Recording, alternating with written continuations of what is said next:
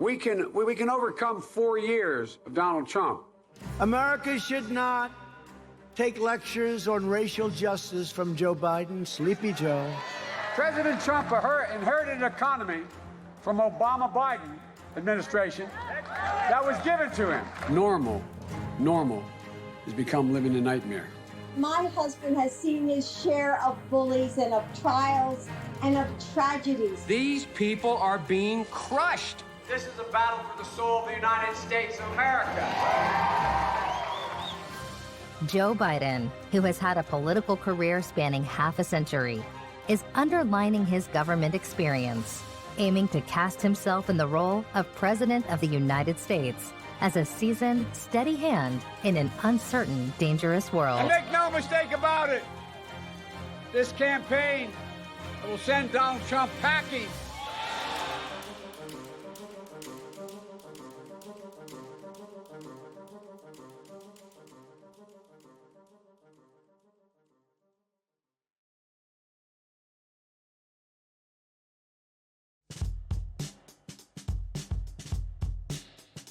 Joe Biden, born during the Second World War in 1942, spent his childhood in the blue-collar city of Scranton, Pennsylvania, where his father struggled to find a steady job after a series of business setbacks.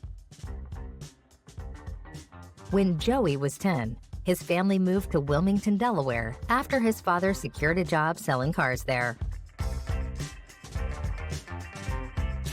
As a child, Biden had a debilitating stutter. Classmates mockingly called him Dash, likening his staccato pronunciation to Morse code, and bye-bye on account of his attempts to say his last name of Biden. Biden attended the nearby University of Delaware, where he studied history and political science and played football. In his junior year at college, Biden went to the Bahamas for spring break, where he snuck into a hotel pool and met his future wife, Nelia Hunter. Even at such a young age, Joe had high aspirations and wanted to impress. On being asked what he intended to do for a living, student Joe told Nelia's mother that he intended to become the President of the United States. The couple fell for each other straight away, and encouraged by his new love, he applied himself more fully to his studies, and in 1965, on his graduation from Delaware, he was accepted into Syracuse University Law School. Sweethearts Joe and Nelia married the next year in 1966. On his graduation from law school in 1968, Joe moved to Wilmington, Delaware to begin his career practicing at a law firm. It was around this time he became an active member of the Democratic Party, and in 1970, Biden was elected to the Newcastle County Council. At 29 years old to the U.S. Senate in 1972, becoming the 5th youngest senator in U.S. history.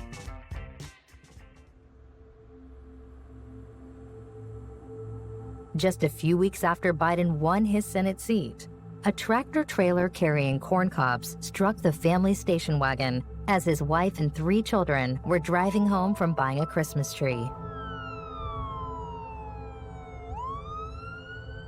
Nelia and their 13-month-old daughter Naomi died before they reached the hospital. His 2 young sons, Beau and Hunter, were taken to the hospital with their injuries. In fact, Biden was sworn into the Senate in his son Beau's hospital room, skipping the swearing-in ceremony for new cantors in Washington. In order to spend as much time as possible with his sons, Biden decided to continue to live in Wilmington, commuting to and from Washington each day by Amtrak train, a practice he maintained throughout his entire tenure in the Senate. From 1973 to 2009, Joe Biden served a distinguished Senate career. Over the years, Joe won respect as one of the Senate's leading foreign policy experts, serving as chairman of the Committee on Foreign Relations for several years.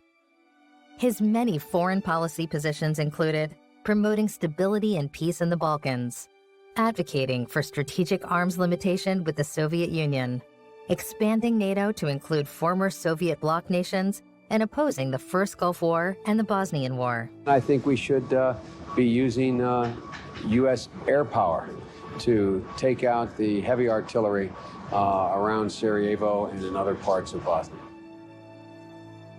Biden famously went up against Secretary of State George Shultz in 1986 when he defended President Reagan's South African policy. The administration were criticized for lacking moral backbone in dealing with the white minority government in Pretoria. Joe Biden passionately spoke out in support of the majority black population of South Africa and against the oppressive apartheid regime. After Shultz endorsed Reagan's opposition to economic sanctions in South Africa, Biden said, "I hate to hear an administration and a Secretary of State refusing to act on a morally abhorrent point." This is not a situation in which we can afford to be locked in the straitjacket of rigid legislation. These people are being crushed. And we're sitting here with the same kind of rhetoric. The same thing we heard. We heard go slow. We heard we have to take care of the problem afterwards. We heard we can't impose. You are totally misconstruing the testimony that I gave. I'm not calling for violence. That's what you're doing. I hate to hear. Exactly what you're doing. I hate to hear an administration and a Secretary of State refusing to act on a morally abhorrent point. I hate to hear this country. I'm ashamed that this country puts out a policy like this that says nothing. Nothing. It says continue the same. Biden ran for the 1988 Democratic presidential nomination, formally declaring his candidacy at a Wilmington train station on June 9, 1987. He was attempting to become the youngest president since John F. Kennedy. He had been on presidential watch lists for years, and when he was originally elected to the Senate in 1972, he was already seen as White House material. By the time he declared his candidacy for the presidency in 1987, he had been working as a senator for more than a decade, so had a great deal of experience in politics. He was certainly considered as a bright new hope, great at giving speeches, and markedly different to many of the other Democratic runners. However, at the start of the primaries, a video surfaced that spliced together footage of UK Labour Party leader Neil Kinnock giving a speech, and Biden, who was clearly quoting Kinnock's words at the Iowa State Fair, without attributing parts of his speech to being those of Kinnock. And I started thinking as I was coming over here, why is it that Joe Biden is the first in his family ever to go to a university? Why am I the first Kinnock in 1,000 generations to be able to get to university? Why is it that my wife, who's sitting out there in the audience, is the first in her family to ever go to college? Why is Glenys the first woman in her family in 1,000 generations to be able to get to university? After this, more and more examples of Biden's lack of attribution came to the public's attention. The scandal became more to the fore in people's minds than his excellent record as a senator. Once the press made textual fidelity an issue, earlier cases surfaced. Biden had failed to give proper citation to both Robert and Humphrey Kennedy. Added to this, during his first few months at Syracuse Law School, in 1965, Joe failed a course as he wrote a paper that plagiarized 5 pages from a published law review article without footnotes or quotation marks. At the time, Biden was able to make up the course, but he could not forget this front-page news during his quest for the Democratic nomination. So in September 1987, he cut his losses and announced that he was dropping out of the race. In typical Biden style, on a trip to Europe in 1988, he jokingly gave Kinnock some of his speeches to use with or without attribution. Relinquishing this dream was difficult, but potentially it saved his life. A severe headache in February 1988 turned out to be a brain aneurysm. After a grueling 2 rounds of brain surgery, he told Time magazine, "There is no doubt, the doctors have no doubt, that had I remained in the race, I'd be dead." The always resilient Biden returned to the Senate after a 7-month recovery period.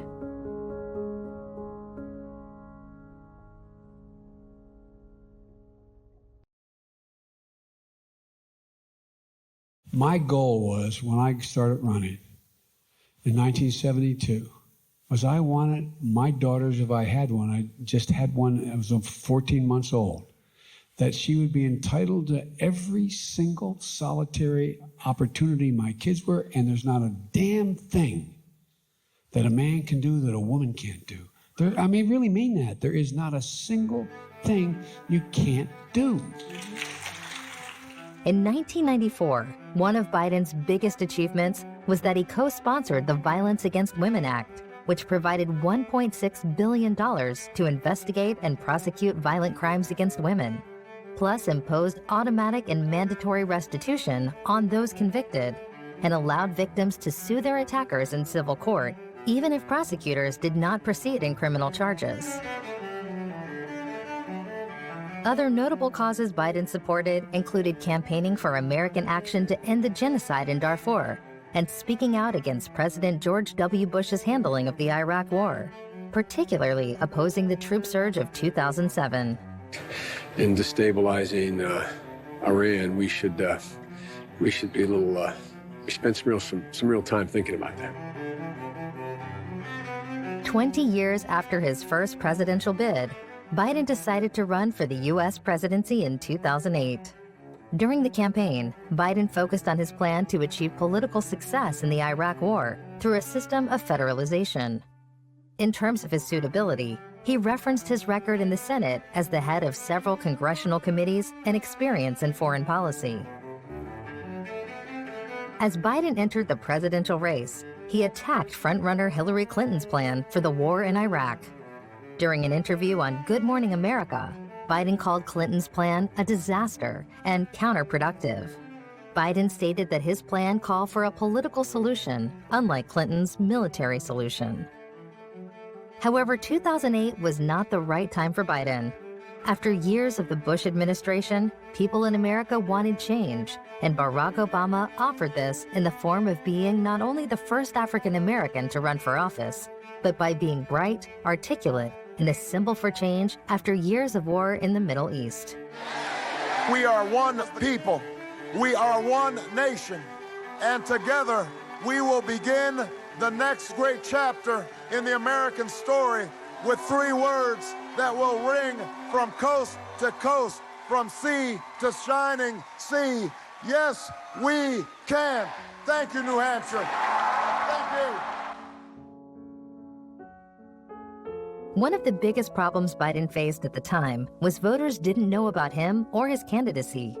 A poll conducted by Gallup found that 38% of the public had never heard of Joe Biden, and 17% had no opinion at all about him.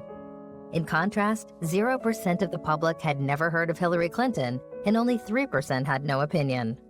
Although the public opinion of Hillary might not have been completely positive, at least the public knew who she was. Some people think you bring change by demanding it, and others think you bring change by hoping for it. I think you bring change by working really, really hard for it every single day. It takes perseverance and persistence, and yes, some perspiration. Biden has often been criticized for what he says. To quote Jonathan Darman of MSNBC, the senator's biggest enemy has always been his own mouth. And it is true that comments about the other candidates in the 2008 bid overshadowed his own policies. He especially drew criticism in the popular press for his evaluation of Senator Obama. Biden was quoted in the New York Observer as saying, "I mean, you've got the first mainstream African-American who is articulate and bright and clean and a nice-looking guy. I mean, that's a storybook, man." Biden sought to clear up the controversy by apologizing to Obama on the same day and repeated his regret on The Daily Show that same evening. "Look, the other part of this thing that got me in trouble is using the word clean. I should have said fresh." Some media observers labeled Biden's announcement as a launchpad disaster. The remark did undermine his campaign, and with Obama being the popular candidate, the comment severely damaged Biden's fundraising ability. After finishing in 5th place in the Iowa caucus on January 3, 2008, garnering only 1% of the total vote, Biden ended his presidential bid. In a tearful rally with family and friends by his side, Biden declared, "I ain't going away. I'll be going back to the Senate as the chairman of the Foreign Relations Committee and I will continue to make the case I've been making. Biden was right about that. He certainly was not going away. He had created a favorable impression during the debates and increased his stature among Washington politicos. In particular, Barack Obama changed his opinion of Biden, liking how he had handled himself at campaign stops and appreciating his appeal to working-class voters. On August 23, 2008, the Obama campaign announced that Biden would become Barack Obama's running mate. During the campaign, he used his political experience to compliment Obama. He could relate to blue-collar Americans, being originally from Pennsylvania, a blue-collar state. He had a multitude of connections in Capitol Hill, and he had more personal connections in foreign policy than Obama. The pair were a perfect fit. I love how Republican nominees are always going to change the Republican Party. He's going to change how Washington works. Well, folks, we've seen that movie before. And you know from experience, the sequel is always worse than the original.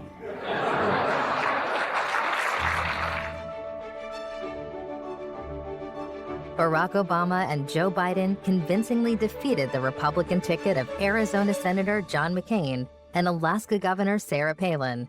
And on January 20th, 2009, when Obama was sworn in as the 44th U.S. president, Biden became the 47th vice president. Alliances to repair. The road ahead will be long. Our climb will be steep. We may not get there in 1 year or even in one term. But America, I have never been more hopeful than I am tonight that we will get there. I promise you, we as a people will get there.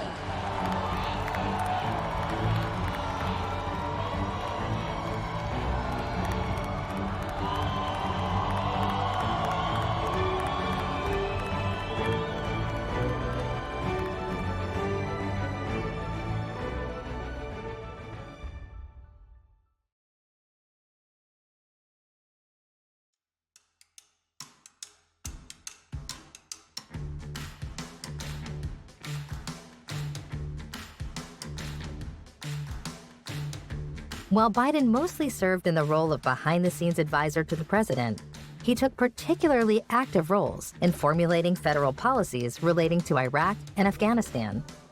Although he lost an internal debate to Secretary of State Hillary Clinton regarding his opposition in sending 21,000 new troops to the war in Afghanistan, but his skepticism was still considered valuable in the administration. And in 2009, Biden's views gained more influence as Obama reconsidered his Afghanistan strategy. As vice president, he also played a leading role in getting the economy back on track. Biden chaired the Middle Class Task Force, which was a guiding force in the administration's efforts to improve the livelihoods of middle-class families. He also oversaw the administration's implementation of the Recovery Act, which added 2 million jobs, helped stave off another Great Depression, and made an unprecedented investment in America's infrastructure. One of the main issues for Biden was to create a level playing field for American workers.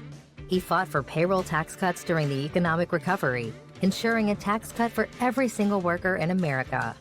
He pushed for a higher national minimum wage and supported state and city-level efforts when Congress failed to agree to a higher national wage floor. What Biden was most well known for during his time as vice president was his stance in combating violence against women.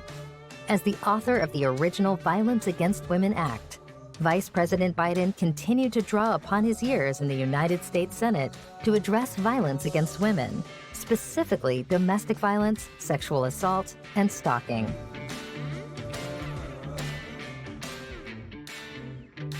Tragically, in 2015, Joe lost his son Beau to brain cancer at the age of 46. The nature and seriousness of the illness had not been previously disclosed to the public, and Biden had quietly reduced his public schedule to spend more time with Beau. Before his death, Beau had been widely seen as the frontrunner for the 2016 Democratic nomination for governor of Delaware.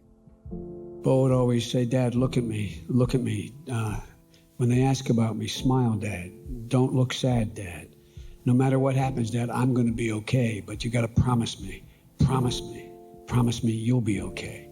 What he meant by that was he knew we'd take care of the family, but he wanted to make sure that I continue to do the things that I can. Following this tragedy, Biden considered a run for the presidency, but he put the speculation to rest in October 2015, when he announced that he would not seek the 2016 Democratic nomination. In the White House Rose Garden, with his wife Jill and President Obama by his side, Biden made his announcement, referring to his son's recent death in his decision-making. Biden added, "While I will not be a candidate, I will not be silent. I intend to speak out clearly and forcefully, to influence as much as I can where we stand as a party and where we need to go as a nation." To Joe Biden.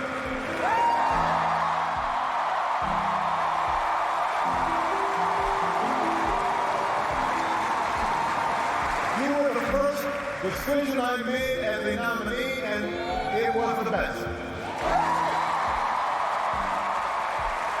Not just because you have been a great vice president, but because of the bargain I gave the president. We love you and Jill like family, and your friendship has been one of the great joys of our lives.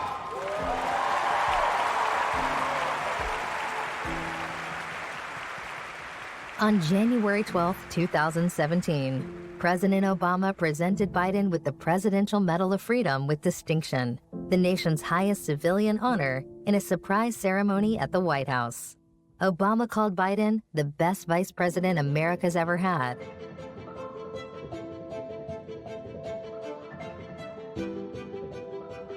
As promised, Biden did not remain quiet during the campaign seasons, publicly flagging up his disagreement with many of the policies of the Republican presidential nominee, Donald Trump. On June 20th, Biden critiqued Trump's proposal to temporarily ban Muslims from entering the United States, as well as his stated intent to build a wall along the border with Mexico, adding that Trump's suggestion to either torture and/or kill family members of terrorists was damaging both to American values and to our security. During an interview at the 2016 Democratic National Convention, Biden asserted that moral and centered voters would not vote for Trump. I stand here to tell you that I have no doubt, none whatsoever, that in the Trump administration there will be no diminution of support as a consequence of this transition. Even if the new administration were inclined to reduce the commitment, which it is not, Congress would never let it happen. The American people would never let it happen. Biden did occasionally reveal his mixed feelings on bypassing the chance to run for president. In March 2017, he said he could have won, and in November, he elaborated on those thoughts in an interview with Oprah Winfrey. No woman or man should announce they are running for president unless they can answer two questions. One, do they truly believe they're the most qualified person for that moment? I believed I was. But was I prepared to be able to give my whole heart, my whole soul, and all my intention to the endeavor? And I knew I wasn't. Joe Biden continued to speak out against Trump once he was in office, especially questioning comments Trump had made about climate change, healthcare, immigration, and LGBTQ rights. On April 25, 2019, Biden delivered the expected news that he was running for president in 2020. Watch this video where Biden openly criticizes Trump's leadership. It was there on August of 2017 we saw Klansmen and white supremacists and neo-Nazis come out in the open. And that's when we heard the words of the President of the United States that stunned the world and shocked the conscience of this nation. He said there were, quote, some very fine people on both sides. Very fine people on both sides? With those words, the President of the United States assigned a moral equivalence between those spreading hate and those with the courage to stand against it. Joe's slogan for the 2020 race is, "Our best days still lie ahead," and he wants America to build back better, an economic policy aimed at two groups of traditional supporters, namely blue-collar workers and liberal-thinking previous Democratic voters. We can overcome 4 years of Donald Trump. But if you give him 8 in the White House, will forever and fundamentally change the character of this nation, in my view. And that's why we have to win this time. That's why we have to take back the White House. Having worked so closely with the previous president, Biden can credibly claim the legacy of Obama, as well as relying on being popular with voters who look back fondly at the Obama years. He has also gained a foothold with the older and more moderate members of the Democratic base.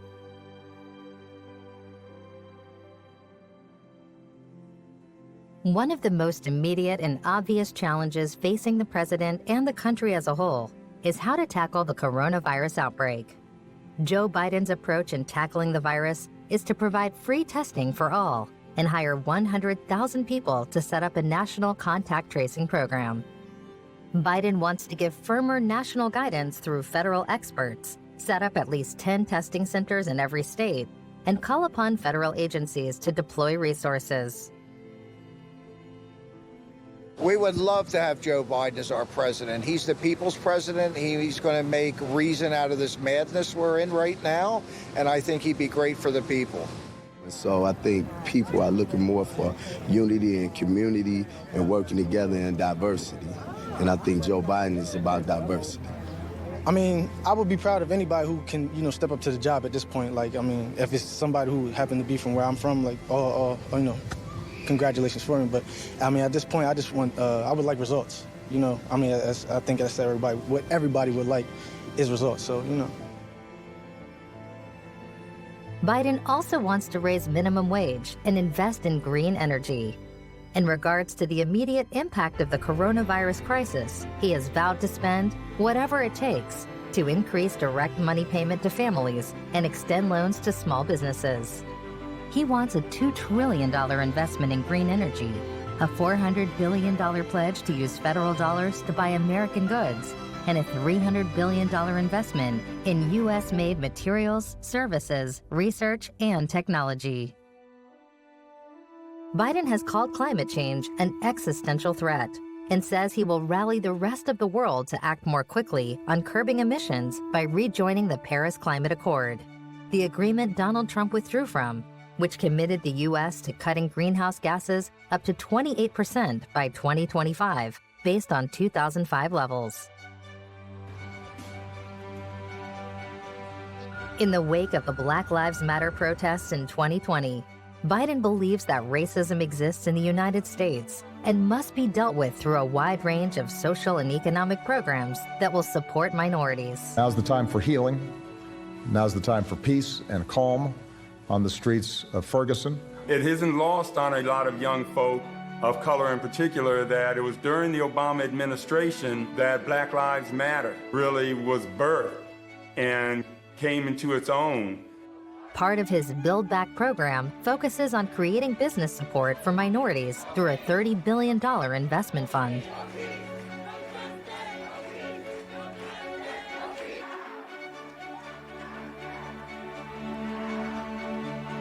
During his time as a senator in the 1990s, Biden's tough-on-crime position has been highly scrutinized, especially in the current political climate. However, he has moved on from his stance from over 3 decades ago and has proposed policies to address gender, race, and income-based disparities in the justice system, reduce incarceration, and rehabilitate released prisoners. This is no time for incendiary tweets. It's no time to encourage violence. This is a national crisis. We need real leadership right now. Biden wants to expand Obamacare, which was the public health insurance scheme introduced when he was President Barack Obama's deputy, and implement a plan to insure an estimated 97% of Americans. All Americans will be given the chance to enroll in the public health insurance option. This will be similar to Medicare, which provides medical benefits to the elderly, and to lower the age of eligibility for Medicare itself from 65 to 60 years old. President Trump inherited an economy from Obama-Biden administration that was given to him, just like he inherited everything else in his life.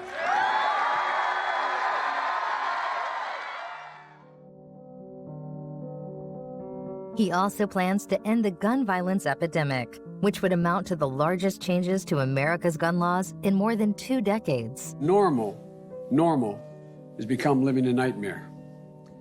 On October 1, 2017, was a normal day in Las Vegas until one man in possession of a small arsenal of assault weapons, many modified with bump stocks, increasing the speed with which he could fire the weapons, and 100 rounds of ammunition with each of those assault weapons, was able to, in just 10 minutes, take out 58 innocent lives and hundreds more were wounded.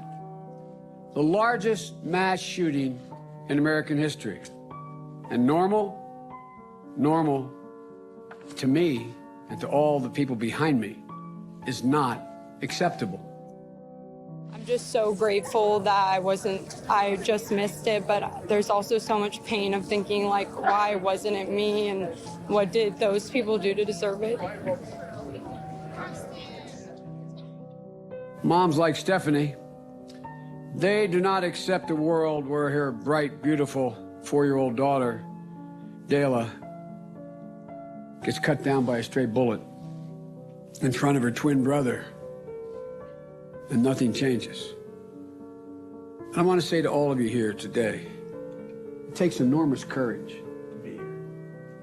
It takes enormous courage, because every single time, I know, every single time you show up at something like this or you speak to this issue, you relive as if the moment happened this moment. But you're giving people courage around the country. I don't accept that we can't stand up and say no more. Oppose a change in any way that would cure this god-awful problem. I've beaten the National Rifle Association nationally twice, passed meaningful gun legislation at a federal level, and I'll do it again. This proposal includes universal background checks, an assault weapons ban, more resources toward the enforcement of existing laws, a public push for the development of smart guns, and incentives for states to adopt red flag laws, which allow courts to confiscate guns from people deemed a risk to themselves or others, and develop gun licensing systems.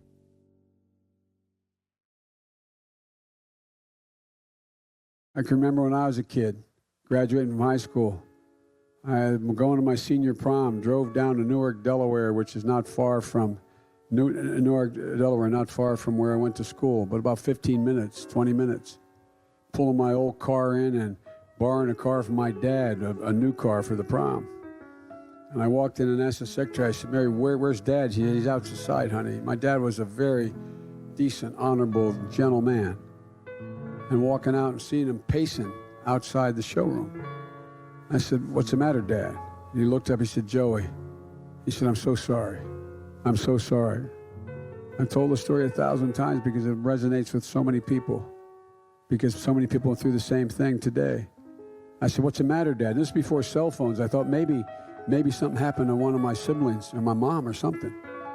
I said, what's the matter, Dad? He said, I went to the bank today, honey, to see if they'll lend me the money to get you to school, help you get to school. They won't. Joey, I'm so ashamed.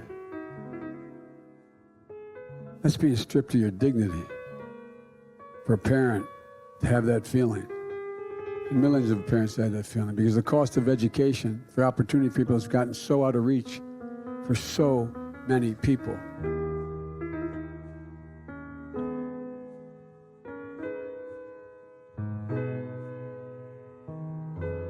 One notable shift to the left for Biden is that he has endorsed a handful of big pieces education policy that have become popular within the party.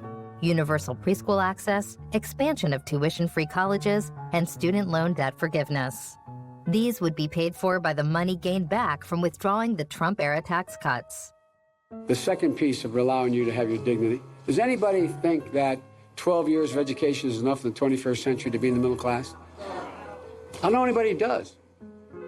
So, the report I did for President Obama before we left office, talking about the jobs of the future, we pointed out then, right today, 65 out of every 100 jobs in the United States of America requires something more than a high school degree. My wife, who still teaches at the community college, says it best. Any country that out-educates us is going to out-compete us. That's why I propose to making technical and community colleges free.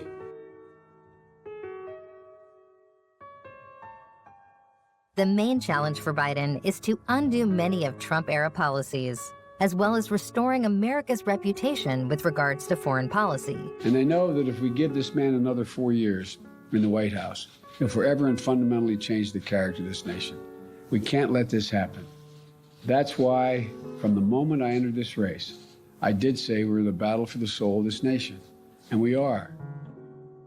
In his first 100 days in office, Mr. Biden promises to reverse Trump policies that end the bans on travel from several majority Muslim countries, rescind limits on the number of applications for asylum, and also abolish the policy that separates parents from their children at the U.S.-Mexican border.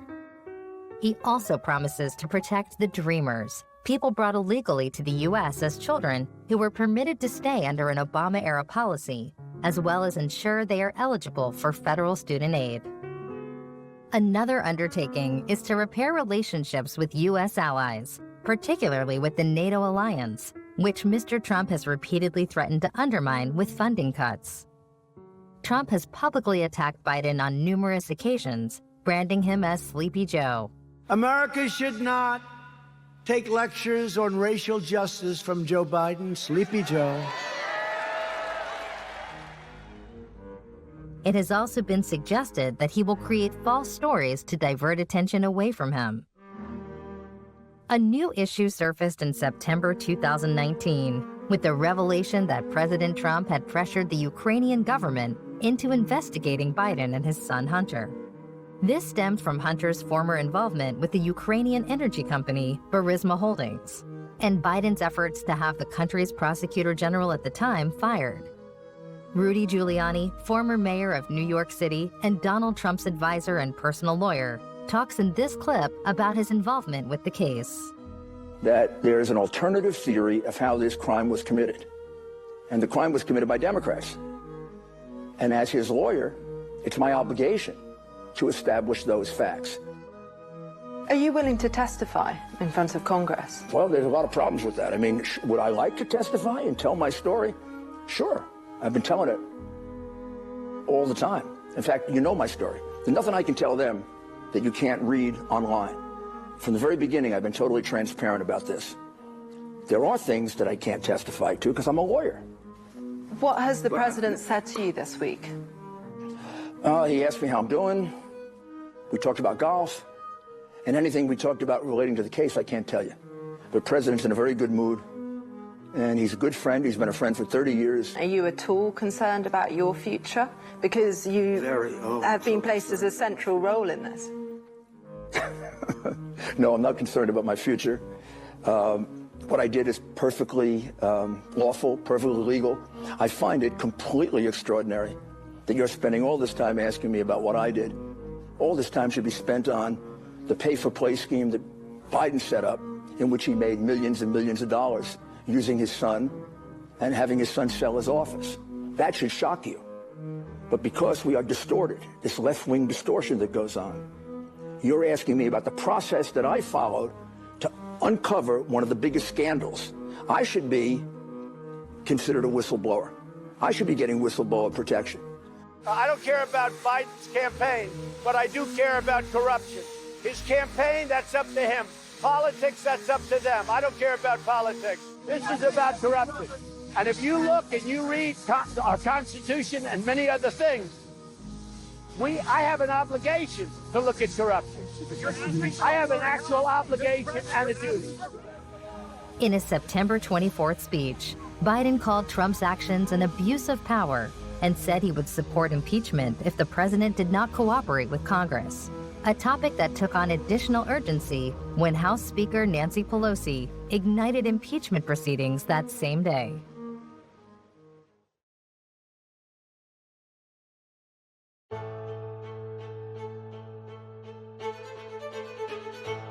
The central 2020 Democratic presidential candidates were Bernie Sanders, Elizabeth Warren, Michael Bloomberg, Pete Buttigieg, Amy Klobuchar, with the main threat to Biden being Vermont Senator Bernie Sanders. Bernie has a huge following and appeals to the further left side of the Democratic Party. What we need is a new politics that brings working class people into our political movement, which brings young people into our political movement, and which in November will create the highest voter turnout in American political history. I'm here today because I really want to support a man that I really believe in, the man that I believe that's actually going to do some good for this country, a man that's going to reshape things and actually really give power back to the people. And I really believe in his message. Yeah, he seems the most genuine out of the candidates. The other candidates don't really seem like they want to make any active changes, but it does seem like he's the more genuine candidate. It's expensive to have health care in the United States. As of today, Bernie will take away the middleman and give us cheaper health care and cheaper, better health care. He has always been dedicated to fighting for the people like down here on the ground, the working class people of this country. And there are candidates who try to claim they will and then backtrack on their promises. And he has always stuck true to what he's believed in and what he has said he would do.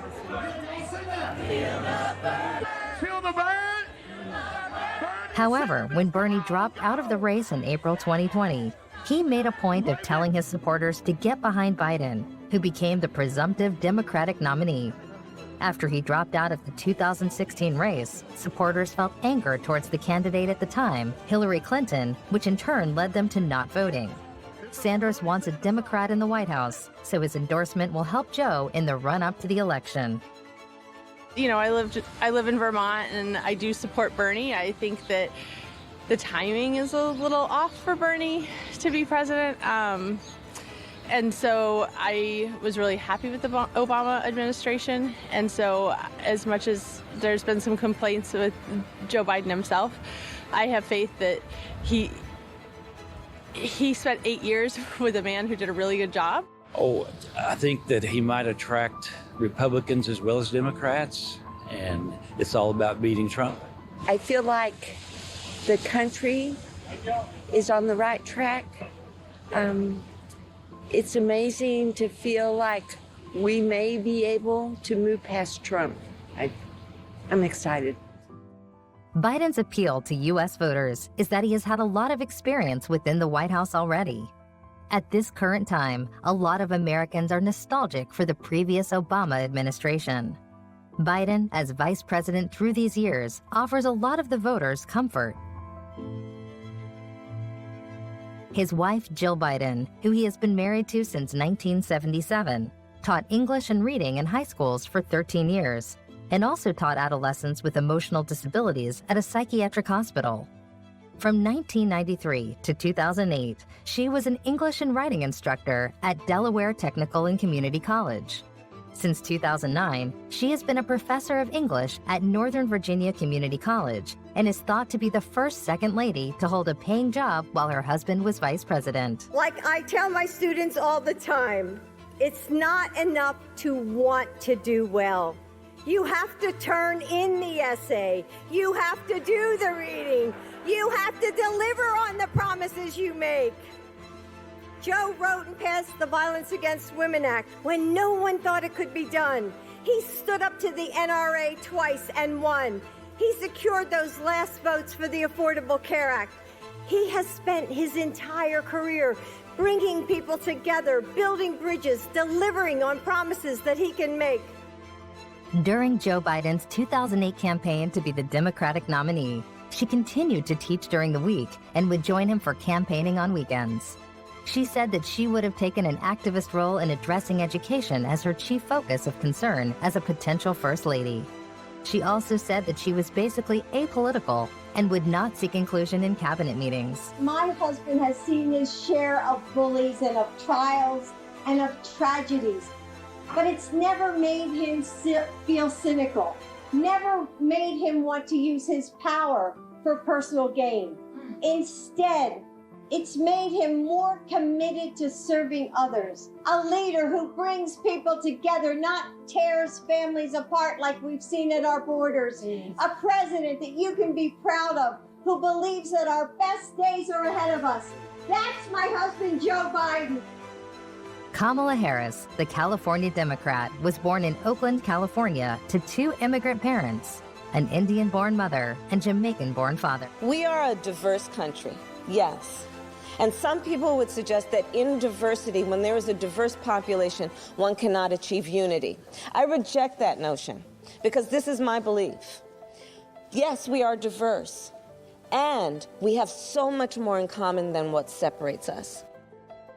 After her parents' divorce, Miss Harris was raised primarily by her Hindu single mother, Shyamala Gopalan Harris, a cancer researcher and civil rights activist. She grew up engaged with her Indian heritage, joining her mother on visits to India. But Miss Harris has said that her mother adopted Oakland's Black culture, immersing her two daughters, Kamala and her younger sister Maya, within it. She became the district attorney, the top prosecutor for San Francisco in 2003, before being elected the first woman and the first Black person to serve as California's Attorney General, the top lawyer and law enforcement official in America's most populous state. Ms. Harris gained a reputation as one of the Democratic Party's rising stars, using this momentum to propel her election as California's junior U.S. Senator in 2017. When she launched her candidacy for president to a crowd of more than 20,000 in Oakland, California, her 2020 bid was met with initial enthusiasm. But the senator failed to articulate a clear rationale for her campaign and gave muddled answers to questions in key policy areas like healthcare. We are not treating people equally in our healthcare system writ large if they don't have money. She was also unable to capitalize on the clear high point of her candidacy, debate performances that showed off her prosecutorial skills, often placing Mr. Biden in the line of attack. After the 1971 Supreme Court ruling in Swan versus Charlotte-Mecklenburg Board of Education, lower courts began mandating busing to effectively desegregate schools. Black students started taking school buses to majority white schools and white students to majority Black schools, often in neighborhoods far from where they lived. It became one of the most controversial topics in U.S. politics at the time. Before the Supreme Court mandated school desegregation, schools for African American children often had smaller resources compared to those white children attended, which in turn created racial gaps in achievement and opportunities. Supporters of busing argued that the practice was necessary to effectively integrate schools and help correct the damaging legacy of school segregation. But opponents of busing, many of whom were also opponents of school desegregation, argued that children were being transported to unsafe neighborhoods and objected to the long commutes children experienced. Others, including Biden, said that busing forced schools to achieve racial quotas and did not achieve equal opportunity for students. Biden's fight against busing more than 4 decades ago, as well as his praise of segregationist senators, has subjected him to scrutiny against the backdrop of today's more progressive Democratic Party. Biden's comments drew sharp criticism from his 2020 Democratic presidential rivals, and Harris attacked him for the remarks during the first Democratic debate, as you can see in this clip. I also believe, and it's personal, and I was actually it was hurtful to hear you talk about the reputations of 2 United States senators who built their reputations and career on the segregation of race in this country. And it was not only that, but you also worked with them to oppose busing. And, you know, there was a little girl in California who was part of the second class to integrate her public schools. And she was bused to school every day. And that little girl was me. We have to be honest about what happened. I mean, we really have to be honest. And I said what I meant. It was hurtful. I have a great deal of respect for Joe Biden. And I think it's really important for us to remember our nation's history on these issues. And that it's not history from a really long time ago. Like, it directly impacted me. Biden called Harris's comments a mischaracterization of my position across the board. He said that he opposed busing mandated by the Department of Education, but that he took no issue with local districts busing as they saw fit. The two made amends, with Harris understanding Joe's take on the issue and realized that this was decades ago where the political climate was very different. And when you put the kind of fight and work that you have always put into investing in the future of America, we will elect Joe Biden as the next president of the United States. On August 11th, 2020, Biden announced Kamala Harris as his vice presidential running mate. First of all, is the answer yes? The answer is absolutely yes, Joe, and I am ready to work. I am ready to do this with you, for you. I'm just deeply honored, and I'm very excited. Choosing Kamala Harris as his running mate mirrors Obama's decision to pick Biden in 2008. She balances Joe out. In August, Biden officially became the 2020 Democratic presidential nominee. Watch his acceptance speech, which won praise from the left and the right.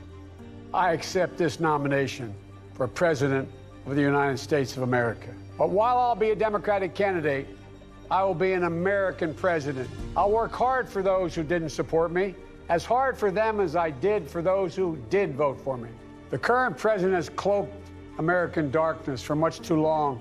If you entrust me with the presidency, I will draw on the best of us, not the worst. And now history has delivered us to one of the most difficult moments America's ever faced. Four historic crises, all at the same time. And this is a battle we will win, and we'll do it together. I promise you. Thank you, and may God bless you, and may God protect our troops. Good night.